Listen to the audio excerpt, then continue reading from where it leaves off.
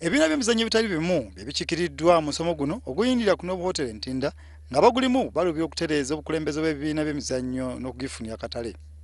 Humphrey mu kwogera kwe eri abatemu musomo guno yeewuunyizza engeri Uganda erina ebitone okulemera okufugaza amawanga mala era nga wano anokoddeyo omudaali gwa Moses Kiprotich ogw'empaka za Olympics.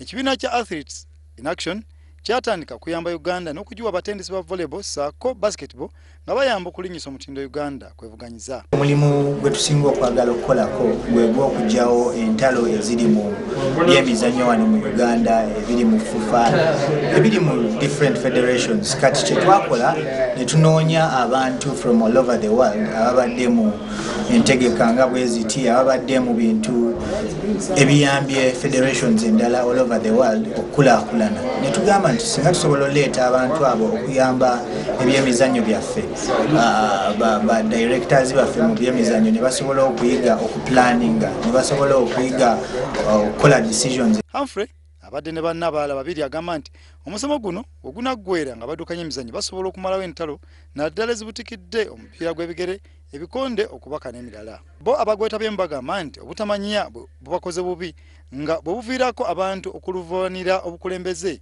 bw'ebibiina by'emizannyo. Nsinza okuzuula nti obuzibu bwe tulina tetutunula wala nga abali mu byemizannyo mu Uganda. Kati ffenna bwe tunatunula bwe tutyo nga bannabyamizannyo abakulira emizannyo, entalo zijja vaawo kubanga ffenna abaliwo tetujja kulwanagana nti onansinga, tujja kuba tukolera lwa kukola ki, lwa kutwala muzannyo mu maaso. Tujja kuba tusobola okuba nga tulabirira abazannyi n'okubayigiriza okuba nga babeera wamu era nga basobola okuzannya awamu.